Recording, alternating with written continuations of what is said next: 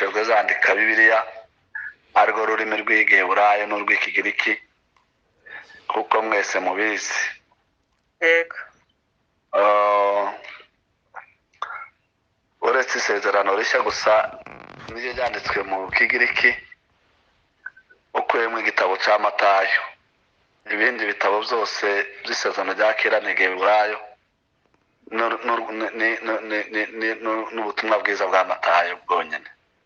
Ariko ahandi ni Ikigiriki. Iyo twifashishije izo ndimi turushaho kumva neza ibisobanuro cy'ijambo. Ariko kandi muri uku kubabarira twasanze biba bitoroshye kuba umuntu yababarira, biragoye kubera imyumvire wenda itariyo, ariko n'imbabazi nazo kugira ngo umuntu azigira zitange, izo mbaraga tuzivana ku Mana. Ntabwo ari imbaraga zacu gusa tubabarira, ariko tubivomye ku Mana. Dore ko abafarisayo bigeze babwira Yesu, baramubwira ngo ufite ubushobozi, ufite ububasha bwo kubabarira. Cyagihe abantu bari bahetse ikirema ari abantu bane, babuze aho bakinyuza bagicisha mu ibati hejuru mu gisenge, baramumanura. Yesu aravuga ngo ibyaha byawe urabibabariwe. Abantu batangazwa nuko Yesu arigereranya ngo se afite izo mbaraga, ariko Yesu yaje kubasobanurira ababwira ko afite ubwo bubasha kandi nta bubasha kubabarirwa atari we wimuhaye, atari we wimugize. Numva ko isoko yo kubabarira n'ubundi twarabivuze ejo ko nta handi izo mbaraga tuzivana ku Mana. Kuzivana n'umukizwa, umuntu wakijwe wese izo mbaraga arazigira. Igipimo rero cyerekana izo mbaraga, cyerekana ko ufite izo mbaraga zo kubabarira ni agakiza. Iyo ufite agakiza, izo mbaraga urazigira, urababarira, kandi nta cyaha utababarira, nta gihemu uko cyaba kingana kose utababarira iyo ukijijwe neza. Reka uyu munsi turaganira kwihana. Turaganira kwihana cyangwa kwatura ibyaha. Numva ariyo topiki cyangwa se ariyo nsanganyamatsiko turi buganire hejuru yo kwihana icyaha. Reka twifashishe ijambo ry'Imana hano mu butumwa bwiza uko bwanditswe na Luka. Ubutumwa bwiza uko bwanditswe na Luka, igice ni cya 11 umurongo wa igice cya 15 umurongo wa 11. Turasoma harehare nubwo wenda tutabona umwanya wo kuvuga buri ngingo yose cyangwa se buri jambo ryose. Reka dusome hano muri Luka igice cya 5 umurongo wa 11. Kandi arababwira ati, hariho umuntu wari ufite abahungu babiri. Umuhererezi abwira se ati, data mpa umugabane w'ibintu ungwiriye. Nuko agabanya amatungo ye. Iminsi mike ishize, umuhererezi ateranya ibintu bye byose, aragenda ajya mu gihugu cya kure, yayisha ibintu bye ubugoryi bwe. Abimaze byose, inzara nyinshi itera muri icyo gihugu, atangira gukena. Aragenda akwa ku muntu wo muri icyo gihugu, amwoherereza mu gikingi cye kuragira ingurube. Yifuza guhazwa n'ibyo izo ngurube zaryaga, ariko ntiyagira uwimuha. Nuko yisubiyemo aribwira ati, abagaragu ba data ni benshi kandi bahazwa n'imitsima bakayisigaza, naho njye inzara insinze hano. reka mpaguruke njye kwa data mubwire nti data nacumuye ku yo mu ijuru no mu maso yawe, ibinkwiriye kwitwa umwana wawe mpaka mbe nk'umugaragu wawe. Arahaguruka ajya kwa se. Agituruka kure se aramubona, aramubabarira, arirukanka aramuhobera, aramusoma. Uwo mwana aramubwira ati data nacumuye ku yo mu ijuru, nacumuye ku yo mu ijuru no mu maso yawe, ntibinkwiriye kwitwa umwana wawe. Ariko se abwira abagaragu be ati mwihute muzane vuba umwenda uruta iyindi, mumwambike n'impeta ku rutoki n'inkweto mu birenge, muzane n'ikimasa kibyibushye mu kibage, turiye twishime.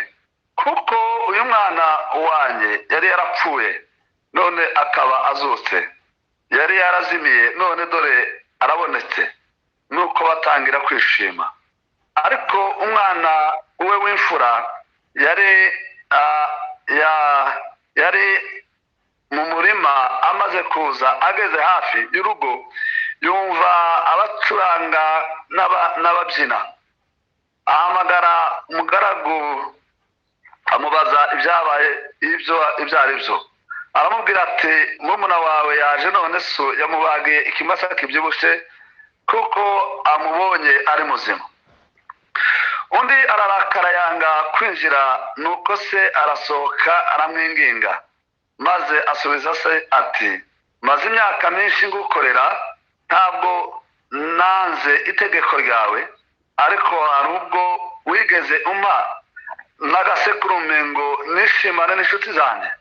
Maze uyu mwana wawe yaza, wamaze ibyawe abisambanisha, akaba ari we ubagira ikimasa kibyibushye.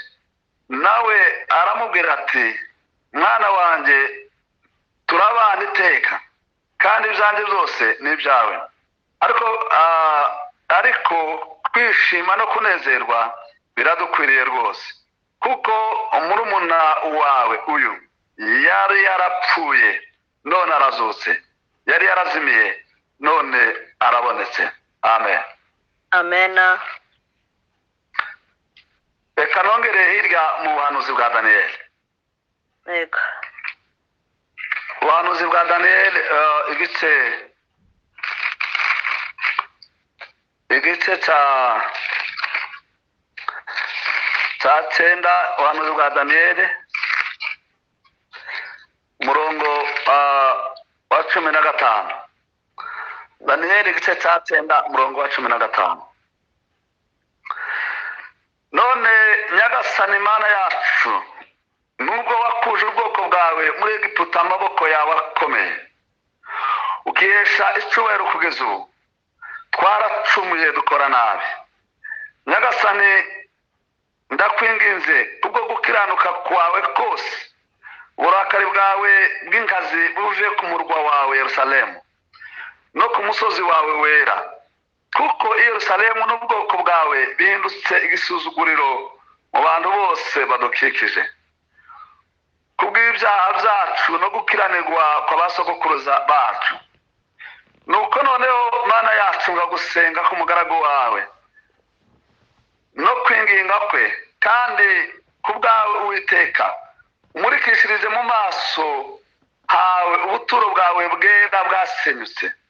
Mana yanjye tega amatwi yawe wumve, wejesha amaso yawe urebe ibyacu byacitse n'umurwa wawe witwa uw'izina ryawe, kuko ibyo twakwingingiye tutabigushize imbere twishingikirije gukiranuka kwacu, ahubwo no kubw'imbabazi zawe nyinshi. Umva Nyagasani, babarira. Nyagasani twumvire. Nyagasani ugire icyo ukora ntutinde, Mana yanjye, kugira ngo izina ryawe ryubahwe, kuko umurwa wawe w'abantu bawe byitwa iby'izina ryawe. Amen. Amena. Bakoze cyane. Ndagira ngo tuganire hejuru yo kwihana, Yego. cyangwa no gusaba imbabazi. Turaza kureba intambwe 7 muri aya magambo dusomye intambwe zishobora kuba nyinshi zo kwihana, ariko turavuga zirindwi dusomye muri aya magambo zituganisha mu kwihana ndetse no gusaba imbabazi. Kuko umunsi w'ejo twaganiriye hejuru yo gutanga imbabazi, ubu noneho turaganira hejuru yo kwihana natwe n'uburyo bwo gusaba imbabazi. Kubera ko ni byiza iyo tubabariye, kandi natwe iyo tubabariwe twongera kandi kugirana ubusabane n'ijuru, maze ibyo dusaba data byose tukabihabwa, tukaba abana bo mu rugo. Kandi kwihana ntabwo ari ubuhanga nk'uko umuririmbyi yavuze, keretse kwanamuza gusa ko uri umunyabyaha. Akenshi mu byumba by'amasengesho cyangwa se n'abakristo bacu, mbivuga hano aho nyoboye cyangwa se aho nagiye nyobora, babona abantu kwihana ari ikintu gikomeye cyane. Iyo ajya kwatura cyangwa se kwihana, anyura mu marenga, akavuga ibintu mu marenga cyangwa se akabivugaho gahoro. Iyo ajya gusoza ngo n'ibindi byose ngo nibagiwe. Kandi koko mu by'ukuri ababyibuka akihana, ariko kandi akongera agashyiramo n'ikinyoma. Ubwo akihesha amahoro avuga ngo yihanye, ntabwo aba yihanye. Sinzi niba narigeze kubivuga, hari umunsi umwe nabanye n'abakristo mu masengesho, ariko nabonye ko ari metodoloji mbi bari bakoresheje, kuko barimo bihanira muri rusange. Ariko burya kwihana kwiza ni wowe wenyine ubikora, kandi ukihanira ku muntu uwo ari we wese waba ufite icyizere, cyangwa se ushobora gusanga na pasitori. Kubera ko bihaniraga muri rusange, nabonye wenda ko ariyo mpamvu bakatura muri rusange, bakihana muri rusange, bakajya baca ibintu hejuru. Ubu numvise avuga ngo Imana ibabarire, ngo kwifasha, ngo gucyura abayo. Sinamenye ko yari avuze uko, ubwo karihana ngo gufasha Imana gucyura abantu bayo. Ngo Imana imubabarire, ngo kwifasha, ngo Imana imubabarire, ngo kwihanga ibyo atahawe, kwiha ibyo atahawe. Murumva harimo nka furaze y'ikinyabupfura, ariko uko wowe ni umujura. Ni bene ibyo ngibyo, ingero nyinshi. Ariko ubwo nyine uko si ukwihana, ntiwakwiha amahoro ngo wihanye, kubera ko ntuba wavuze icyaha mu izina nyirizina uko wabikoze. Muri aya magambo twasomye, dusomye inkuru z'umwana w'ikirara wari ufite mukuru we, wari ufite n'ababyeyi, aho Bibiliya ivuze ko uyu nguyu yasabye umugabane we, hanyuma arasohoka aragenda, ava mu rugo rwa papa we n'abavandimwe, aragenda. Izi nkuru zavuze ko iyo yagiye atamerewe neza, kuko umutungo yari afite, impano yari afite, by'agaciro yari afite, yabikoresheje nabi, abikoresha nabi, hanyuma birashira, bimuvaho. Kandi byagiye bimuvaho gahoro gahoro. Ntabwo yagombaga kubigira ngo abe abifite by'iteka ryose, kubera ko yabikoresheje nabi, kuko yavuye mu rugo aho bikorerwa neza. Bibiliya iravuga ngo bimaze gushira, amaze kubaya byose, amaze kubyica nabi, ngo aribuka. Haleluya. Aribuka aravuga ngo mu rugo rwa data hari byinshi. Mu rugo rwa data umutungo uracyahari, kandi nasize data n'abavandimwe, reka asubireyo. Ubwo yari inzira yo kwihana. Turaza kubireba muri intambwe zirindwi yateye kugira ngo nawe yihane. satani agaruke mu rugo rwa data. Hano mu buhanuzi bwa daniyeli naho twahasomye amagambo akomeye. daniyeli arimo yatura ibyaha, yihana, kandi nawe akishyiramo, yihanira ubwoko bwabo muri rusange, yihanira Isiraheli ibyaha bari bakoze. kandi ibi byaha byabo byatangiye, aba ni abayuda bari barahuriranye n'Abisiraheli bose bageze Babiloni.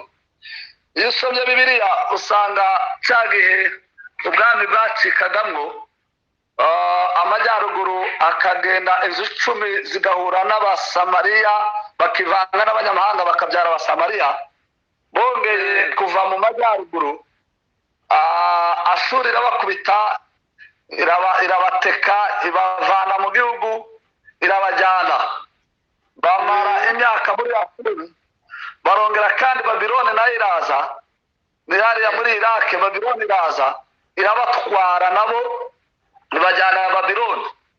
Aba nabo babiri basigaye, Yuda na Benyamini, nabo basigaye i Yerusalemu mu majyepfo, bakora ibyaha.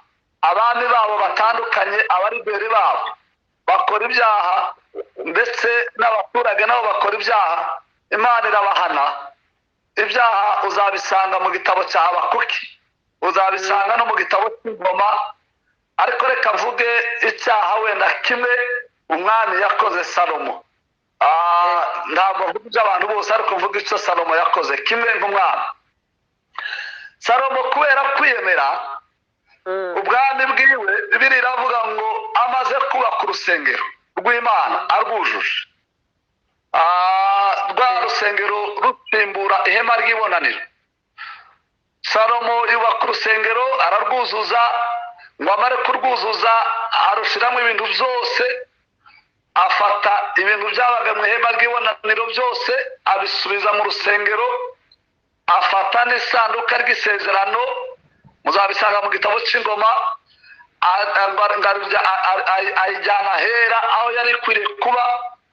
Ariko mu isanduka ry'isezerano Salomo ibyabagamo ntiyabisubizamo, yafashe gusa isanduka ry'isezerano uko baribona bifunze, ararijyana, aratinyuka, araripfundura, arivanamo ibyabagamo, avanamo inkoni ya Aroni, inkoni y'ubutambyi ayivanamo.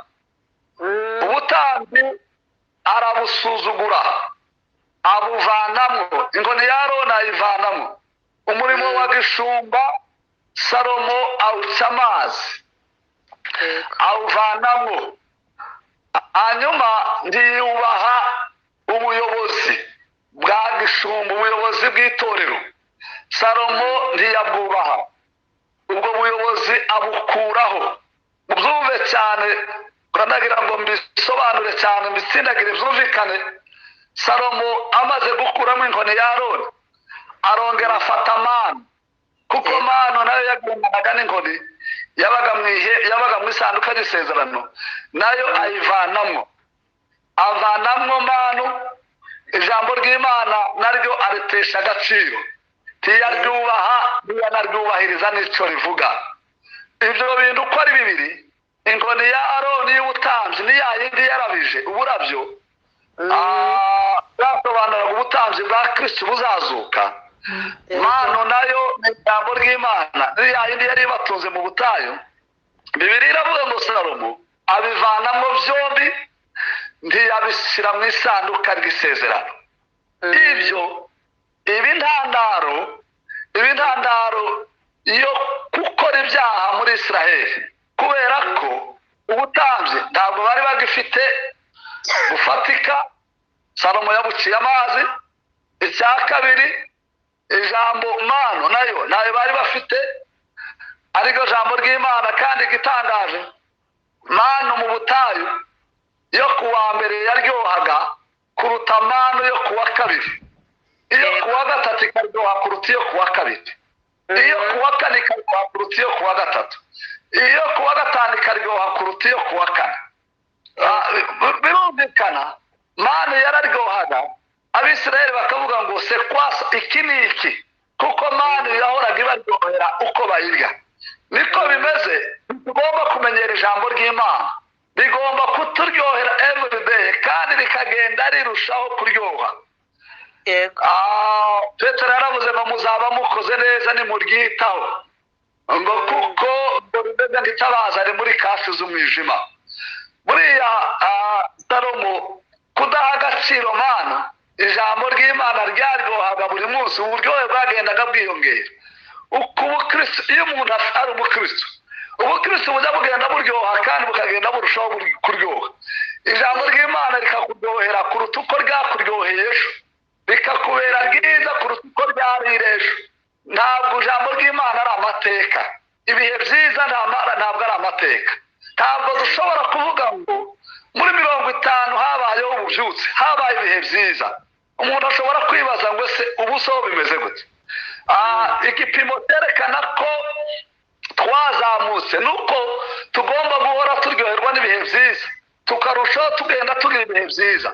Ibihe byiza twarabigize yego muri 50, 60, 70, 78 ububyutse icyo gihe, ariko ubuzima bwo mu mwuka bwakagombye kuba ari bushya kuwa kabiri, kuwa gatatu, kuwa gatanu, bugenda buzamuka aho gusigara nk'amateka. Bibiliya iravuga ngo ibyo bintu byombi bivuyemo Abisiraheli barirara bakora ibyaha, hanyuma iriya miryango ko ari ibiri, Yuda na Benyamini bari barasigaye Yerusalemu, nabo baragenda ku ngoma z'abami zitandukanye kugeza ku ngoma y'umwami Sedekiya. Noneho bose baragenda baba Babyloni, naho umwami agenda bamutoye amaso, babaye imyaka 70. Ariko Daniyeli yari yarababanjirijeyo, ababanzirizayo Daniyeli kubera ko we yari yaragiye agiye kwigishwa ubwenge na Babyloni, Daniyeli na bagenzi be. Yagize kandi Daniyeli yarasomye igitabo cy'umuhanuzi Yeremiya. Yasomye igitabo cy'umuhanuzi amenya ko Yeremiya yahanuye iby'imyaka 70 bazama. Bibiliya ivuga ngo haduka n'abandi bahanuzi b'ibinyoma.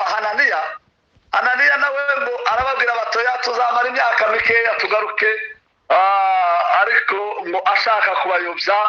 Abahanuzi b'ibinyoma ntabwo ari uyu munsi gusa, na kera bamyeho. Murabizi n'igihe cya Nehemiya habaga umuhanuzi w'ibinyoma witwa Nowadiya. Abo bose bamyeho, si igitangaza ko tubafite uyu munsi, n'ubundi na kera kose bamyeho. Ariko bivuga ngo abahanura n'abavuga iby'Imana itababwiye kuvuga bazabona ishyano abahanuzi b'ibinyoma. Bibiliya iravuga ngo Nowadiya na Hananiya avuga igihe runaka ariko ababeshya. Daniyeli kubera ko yari yarasomye igitabo cy'umuhanuzi Yeremiya ababwira iby'imyaka 70. Aha twasomye ageze igihe noneho cyo gusabira imbabazi ubwoko bwabo ibyaha bakoze. Muri izi mbabazi yafashe igihe cyo kwatura, asaba imbabazi, kandi asaba imbabazi Daniyeli yazisabye nawe yishyiramo. Aravuga ngo Nyagasani Imana yacu, Yego. dufite amakuru ko ubwoko bwawe igihe cyo muri Egiputa cya Farawo amaboko akomeye yabavanyeyo. Yego. Ndashimira Imana ko amaboko y'Imana atajya sasa. Haleluya, haleluya. Imbaraga z'Imana ntizazindi ntizisaza. Yego. Amaboko yawe muri Egiputa akomeye yakuyeho ubwoko bwawe,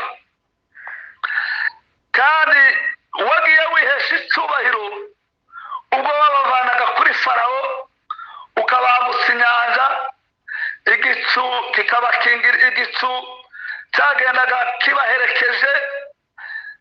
Ya makuru yose muzi uburyo Imana yihesheje icyubahiro ibavana mu Egiputa ikabahindura ubwoko bukomeye. Izo nkuru murazizi. Noneho zagera ku nyanja, Bibiliya iravuga ngo inyanja ibakomereye, imisozi ibazengurutse.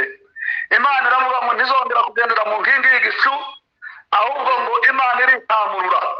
Hari igihe twagiye tubona Imana yitamurira kuri uriya misozi, ubwayo iritamurura. Ayo makuru turayazi, abakuru bari muri twebwe barabibonye, n'abandi batoya nabo wenda bishoboke ko bazumvise nabo babibonye. imana yitamuruye basubira muri ayo mateka. Imana igikunda ko tuvuga gukomera kwayo. Daniyeli abanza kuvuga gukomera kw'Imana n'uburyo Imana yitamuruye. Noneho arasenga aravuga ngo Nyagasani ndakwingize kubwo gukiranuka kwawe wewe wanga icyaha, uburakari bwawe bw'inkazi nibuve ku musozi wawe, nibuve i Yerusalemu, nibuve kuri iriya misozi were iyo ari yo yose. Nawe ushobora kuyivuga ukavuga iriya misozi yose. Uburakari bwawe nibuve ku bwoko bwawe, nibuve kuri iriya misozi. N'ubwoko bwawe bwahindutse igisuzuguriro, buhinduka igisuzuguriro ubwoko bwawe mu bantu bose badukikije, kubera ibyaha byacu no gukiranirwa kw'abasogokuruza bacu. Nuko noneho Mana yacu ngo wumve gusenga k'umugaragu wawe ubone Daniyeli no kwinginga kwe. Yarasenze arongera kandi aringinga, kandi ubwawe Uwiteka ngumurikishirize mu maso hawe ubuturo bwawe bwera bwasenyutse. Amen. Uyu murongo ujya unezeza cyane. Daniyeli arimo asenga yahise amenya ko n'ubuturo bw'Imana bwasenyutse, kandi busenyuka ubugaragara, hasenyuka n'ubundi buturo bwo mu mutima burasenyuka. Bene data, icyaha ikintu kijya gikora kijya gisenya ubuturo bw'Imana. Icyaha kijya gisenya ubuturo bw'Imana, bwaba ari urusengero rugaragara cyangwa se n'urusengero rwo mu mutima. Cyane cyane murabizi ko Pawulo yavuze ngo nimuzi ko muri urusengero rw'Imana n'umwuka wera w'Imana akaba muri mwe. Umuntu wese usemba urusengero rw'Imana, Imana izamutsemba. Hanyuma aravuga ngo wongere kandi umurikishirize mu maso hawe. Amaso y'Imana n'imbabazi. Iyo umuntu yatiye icyaha birahagije ko imbabazi z'Imana mu maso hayo hongera kandi kumurikira ubuturo bwayo. Ubuturo bwo mu mutima bukongera kandi bukagira urumuri. Uhejeshe amaso yawe urebe ibyacu byacitse, wongere urebe ukuntu dusuzuguwe, urebe uburyo twahindutse ibishungero, uburyo twashwiragiye hirya no hino, uburyo turi Babiloni, uburyo turi ahantu tutagomba kuba turi, uburyo turimo twanduzwa n'imico ya Babiloni. Imico ya Babiloni yishe abantu we, ishushani hamaze abantu. Urebe ibyacu byacitse. Wowe witwa uw'izina ryawe Mana, turakwinginze dushingiye ku izina ryawe ryera, ibi nabyo ngo tubigushyire bitatewe n'uko dukiranuka, ahubwo ngo bitewe n'uko tukuziho imbabazi nyinshi. Daniyeli aravuga ngo wumve Nyagasani, babarira Nyagasani, ubabarire Nyagasani, kandi icyo ukora ntutinde kugikora. Mana, kugira ngo izina ryawe ryongere kandi ryubahwe, n'umurwa wawe wera wongere kandi ugire icyubahiro cyawe. Bibiliya iravuga ngo Imana irumva irababarira, n'isengesho rya Daniyeli rirumvikana. Iyo umuntu yatuye Imana ijya yumva kandi ikihutiraho kukubabarira. Uriya musore twavuze mu by'ukuri muri iki gice cyiwe aha twasomye usanga yari mu rugo rwiza, kandi yari afite ababyeyi n'abavandimwe. Bibiliya iravuga ngo batunze ndetse banatunganiwe. Uko biba bimeze iyo turi mu rukundo rw'Imana tutaracumura, tuba turi mu rugo rw'Imana kandi tuba dutunze tunatunganiwe. Kubera ko tuba dutunze Kristo, dutunze ubuntu bw'Imana busaga. Umuririmbyi yaravuze ngo itorero ry'Imana ngo ritunze ubuntu bwayo busaga. Ubutunzi abana b'Imana bagira ni ubuntu bw'Imana, kandi ubuntu bw'Imana busaga. Buriya Tito yavuze ngo bujya butwigisha kureka kutubaha Imana, bukatwigisha kureka irari ry'iby'isi, kandi ngo bukatwigisha kubaha Imana ngo cyane cyane. Mana ishimwe mu gihe cyane iyo abantu bari mu rugo rw'Imana baba batuze ubuntu bw'Imana, kandi ubwo buntu bw'Imana bujya kutwigisha kubaha Imana mu gihe cya none. Iki gihe gisa gutya cy'ubugoryi, igihe kigoye, iyo umuntu afite ubuntu bw'Imana bujya bumuha imbaraga bwo kubasha kubaha Imana muri iki gihe cy'ubugoryi, iki gihe gisa gutya. Yego. Icya kabiri, twabonye ko uyu muhungu Satani yamushutse, amukura mu munezero wa se, amukura mu rugo. Yego. Yasabye umugabane we n'ibintu bye. Bibiliya yavuze ngo hanyuma ngo aragenda ngo ajya kure. Iyo umuntu avuye mu nzu y'Imana ajya kure cyane. Yego. Ngo ibintu bye arabyayisha byose, kubyaya ni ukubyica nabi byose, ngo n'ubugoryi bwe, kuko bwa bwenge yagiye bwabaga mu nzu y'Imana bwari bwarangiye. Iyo umuntu ari mu nzu y'Imana mu munyabwenge, ngo ubugoryi bwe arabwaya n'ibintu bye byose abyica nabi, abikoresha ibyaha, hanyuma ngo birashira arakena aba umukene. Icya gatatu twabonye, Bibiliya yavuze ngo agira ingorane zikomeye, ngo ajya mu buretwa no mu bubata kubera ibyaha, aba imbata y'ibyaha. Aba imbata y'ibyaha, niko bimeze. Muri Bibiliya yaravuze ngo natwe na Satani ngo nta cyiza adahemba ingabo ze, ngo keretse urupfu rw'iteka. Arahakwa ajya muri icyo gihugu, hanyuma ngo atangira kugira ibyago, ngo abe umugaragu w'ingurube. Yego. Muribuka ko hari umunsi Yesu yakijije umuntu wari urwaye abadayimoni, ngo abohereza mu ngurube. Ingurube nazo ngo ziragenda zijya ku gacuri, zijya mu nyanja. Hari abantu bajya bavuga ngo izi ngurube zararenganye. Ntabwo uyu ni umugani Yesu yaravuze. Ingurube n'ubundi ibyaha bariya badayimoni nta bundi buturo bari bafite, ni muri bene wabo b'ingurube. Ingurube ni ukwivuruvunza mu byaha, abadayimoni n'ubundi banabyaha. Yego. Bibiliya yavuze ngo yifuza, agira umutima yifuza ngo gusangira n'ingurube, ngo arye ibyo zasigaje, nabyo ngo arabibura. Ni ukuri. Bibiliya iravuga ngo umunyu iyo ukanyutse ngo ntukwiriye no kujugunywa ku icukiro. Habe n'icukiro naryo ntiryakira uwo munyu wakanyutse. Yego. Iyo umuntu yavuye mu nzu y'Imana agakora ibyaha akagwa, biza bigaza nubwo aba n'igishungero n'igiseko no mu bari abapagani, hariya no kwicukira bari abantu bari abapagani, nawe akanasuzugurwa n'abapagani. Yego. Bibiliya iravuze ngo ntiyagira n'umuntu umuha ngo n'ibyo biryo yifuzaga. Ariko hari intambwe 7 yateye zimuganisha kwihana. Yego. Umurongo wa 17 uratwereka izo ntambwe. Kandi izo ntambwe yaziteye kubera gufata icyemezo. Urya kuva mu cyaha no gufata icyemezo, ni decision. Icya mbere no gufata icyemezo. Ngo agaye ubuzima bubi yararimo.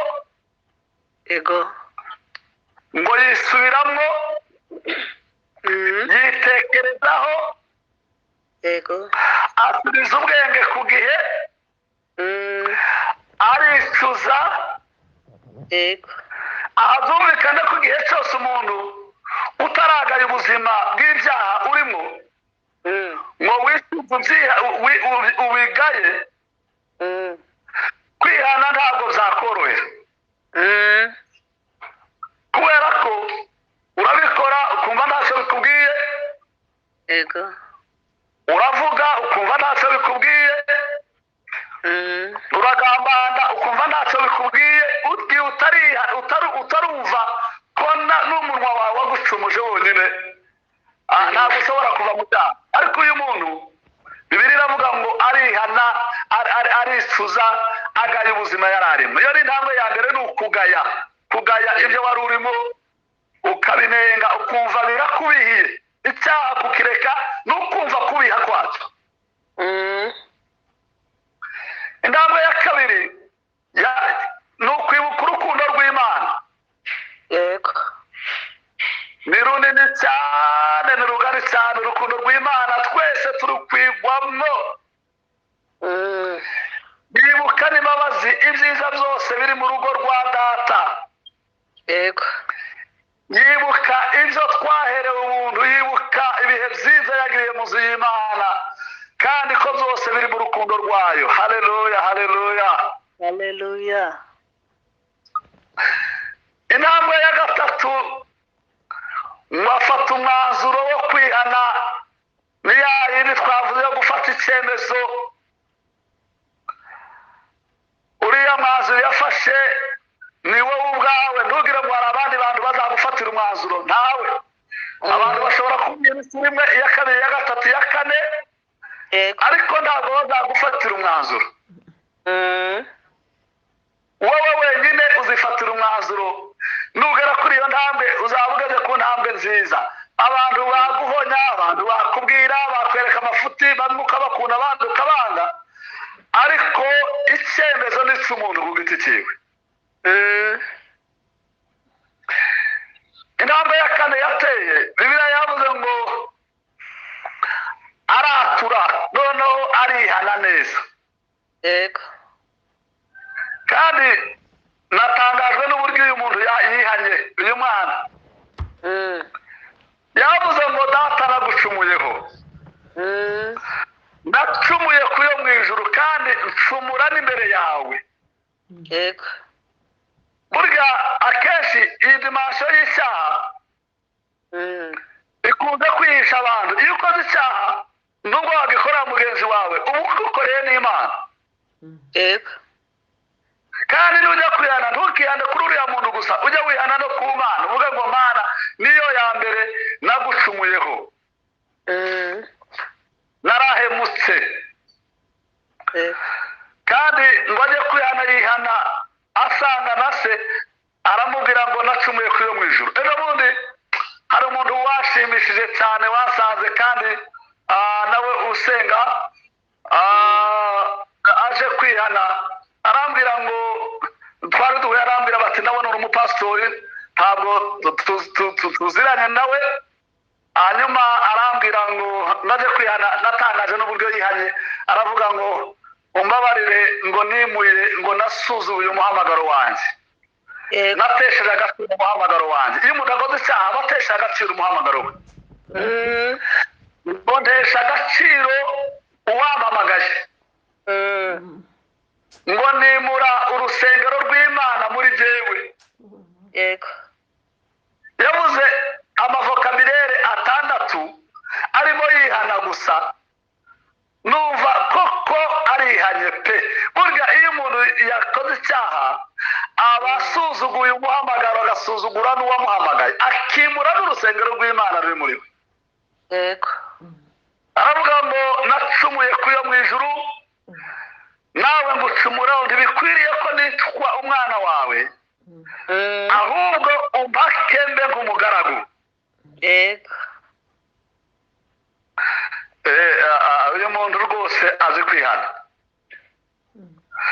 Bibiliya iravuga ngo arongera kandi intambwe yateye, namwe murayumva ngo aca bugufi. Nta muntu ushobora gusaba imbabazi udaciye bugufi. Yego. Kuko muranibuka n'ariya magambo twavuze ku munsi w'ejo,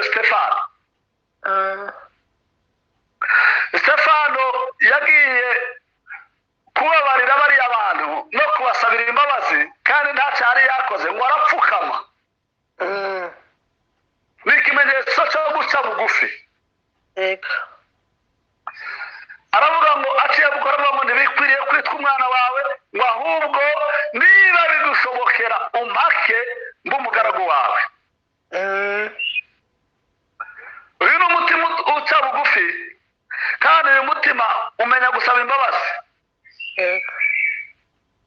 Kwigira nk'umugaragu byari bivuze ko ntabwo ari uburenganzira bwiwe, ahubwo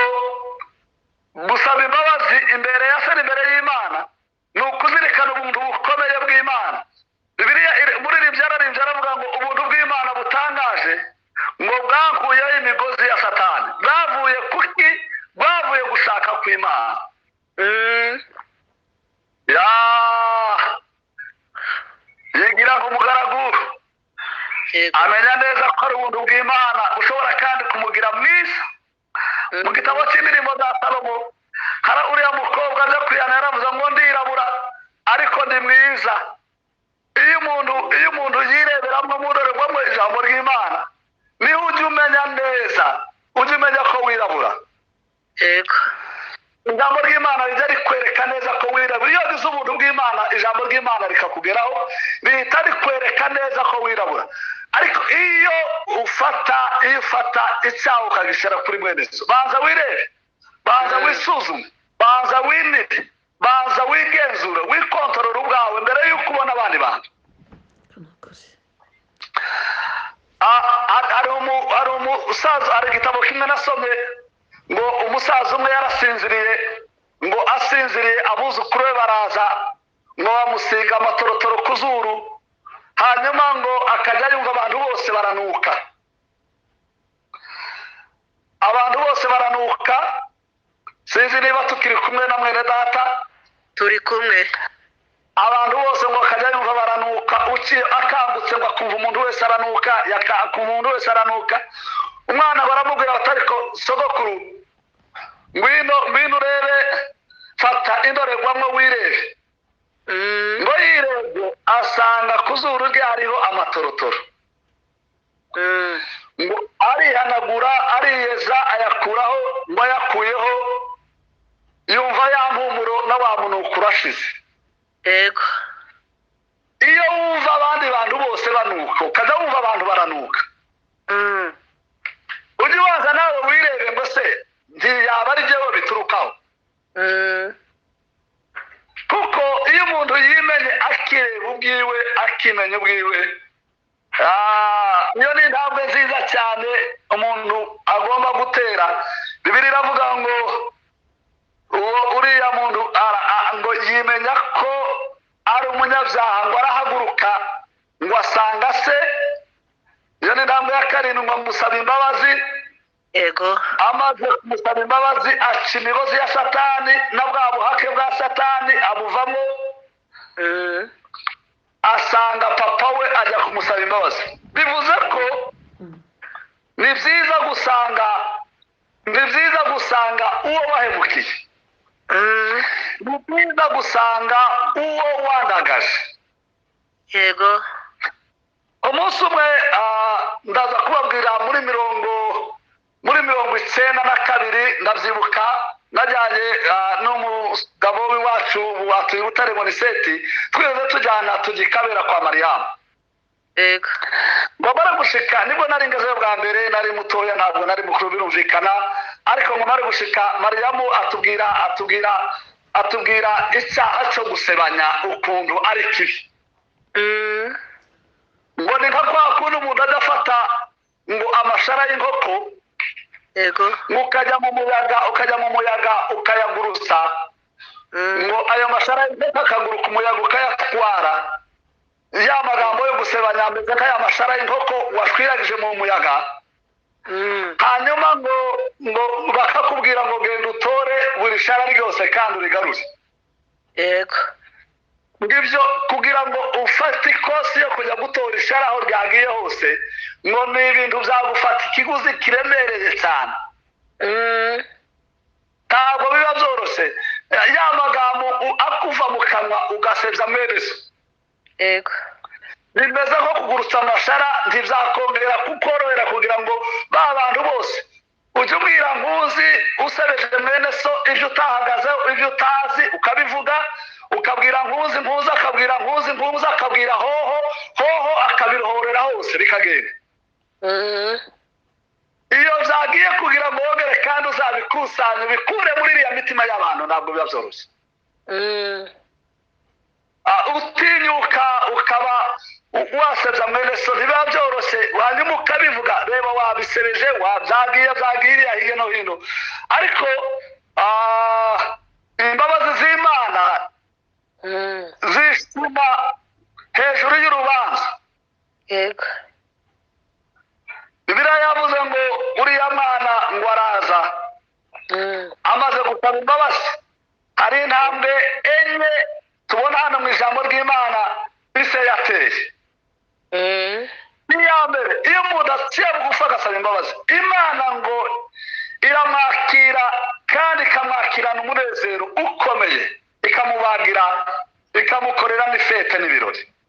yego amen.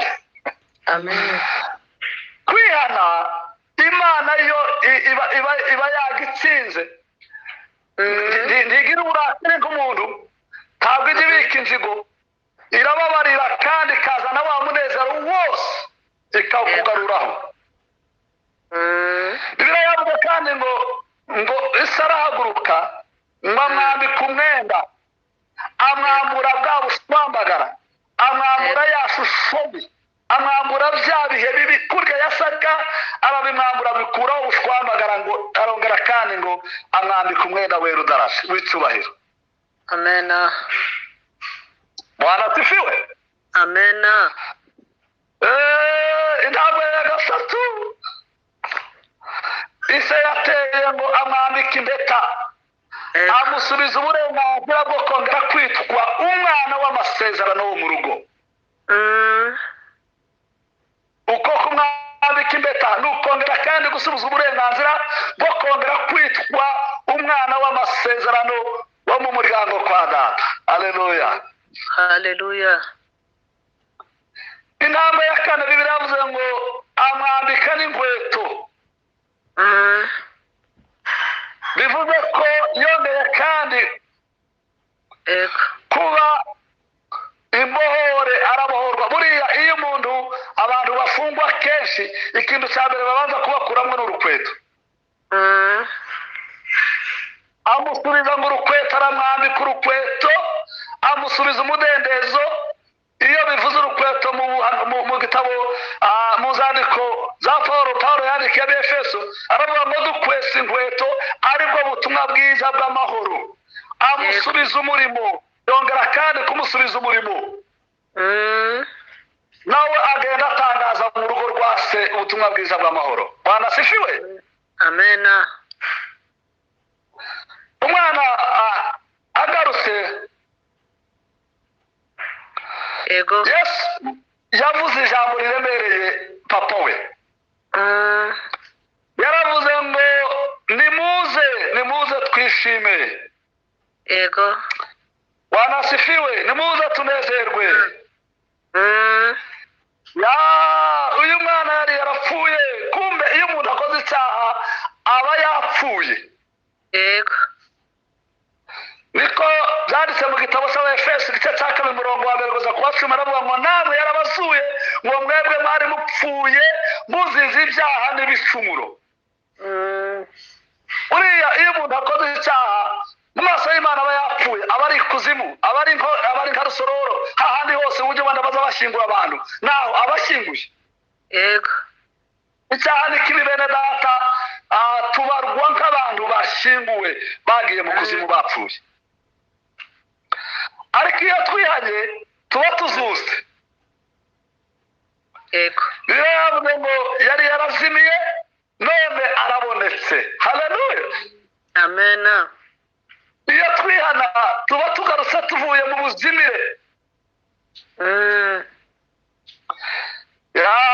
Ngo aramuhobera, aramusoma, mwamusubiza mu rugo, arongera kandi agira uburenganzira nk'umwana wo mu rugo. Soza abavandimwe, icyaha ni kibi.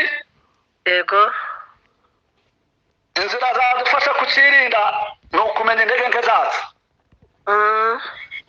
ukamenya aho Satani akunze kudutegera, hanyuma tukahirinda. yego Icya kabiri ni uguhitamo inshuti nziza mugendana, kuko akenshi ibyaha abantu benshi bakora biba bitewe n'inshuti mbi bagendana. Uhitemo inshuti nziza. yego Icya gatatu ni uguhunga, ukagihunga aho kiri, ukagihunga ukirukanka. Muribuka ko Yosefu yirukwanse arahunga, ava kuri ya muka Potifari, ariruka arahunga. Muribuka kandi ko Eliya nawe yahunze ahunga Yezebeli. Indi ntambwe ni ukumenya neza inzira Satani acamwo, ukamenya ngo Satani akunze guca muri iyi kamere yanjye, noneho ukimetiriza, ukareba uburyo izo nzira Satani anyuramo ukazifunga. yego Kukirinda kandi ni ukuba mu bihe byiza byo gusenga no gusoma ijambo ry'Imana. yego muribuka mu butumwa bwiza bwa Luka igice cya 4 umurongo wa 1 kugeza kwa 13 Yesu ngo ajya ku musozi arasenga ndetse asoma ijambo ry'Imana. Satani ngo aza kumugerageza aramubwira ngo biranditswe ngo ijambo ry'Imana turisomye rigwiriye muri twebwe bituma tunesha icyaha kandi tikikitugiraho ububasha. Indi ntambwe ni ukumenya gutegeka amarangamutima yacu. Yego. Ikindi kandi ni ukurinda ururimi rwacu kuko ahanini ururimi ruraducumuza. Yakobo igice cya 3 umurongo wa 1 kugeza kwa 12 avuga ngo ururimi rumeze nk'agasashi gato nk'umwambi w'ikibiriti ujya utwika ishyamba rwose. Rero turinde ururimi rwacu. Ururimi rwacu ruraducumuza ariko kandi Imana yaruremeye kugira ngo tujya turuheshesha abandi umugisha. Uwe mtu wa kusamehe na uwe mtu wa kubariki. Yego. Ururimi rwacu rwaremewe kugira ngo ruzaruhesha abandi bantu umugisha pa kuducumuza. Amen. Ikindi kandi ni ukumenya gufata umwanzuro twabivuze. Abaheburayo igice cya 18 mu murongo wa 24 hajya havuga ngo Mose amaze gukura ngo yanga kwitwa umuhungu w'umukobwa wa Farawo arabyanga afata icyemezo. Yego. Indi ntambwe yindi yadufasha kwirinda icyaha ni ugukora, tugakora cyane, tugahaguruka tugakora, ntitubabanebwe ntitubabakene, tugakora kugira ngo biturinde kwifuza iby'abandi. Yego. Byakozwe n'intumwa 20 avuga ngo sinigeze nifuza ikintu cy'umuntu uwo ari we wese ngo aya maboko yanjye niyo yantungaga akangenura. Uwo ni Pawulo. Indi ntambwe no kwirinda ahantu hose hakorerwa ibyaha habi, kwirinda ahantu hose haba mu tubari haba irinde. Si ngombwa reka no kujyayo kuko ibyo bintu byose hari ibishuko, hirinde uhahunge. Yego. Ni ukugira umuco kandi wo kwisuzuma buri gihe ukajya wipima ku minzani. Iyo Bibiliya ivuga ngo yahagarara ku minzani akavuga ngo henga mpagarare ku minzani ngo ndebe ko ndesha ihagaze neza. Intambwe kandi yo kwirinda icyaha ni ugusaba Imana imbabazi no guca bugufi kuko twabivuze. Yego. Tukaba abigisha ba Yesu Kristo tukamwigiraho kandi tukanyurwa n'ibizima bwose turimo. Yego. Imana iduhe umugisha tugire ubwo butwari bwo kwihana no gusaba Imana imbabazi.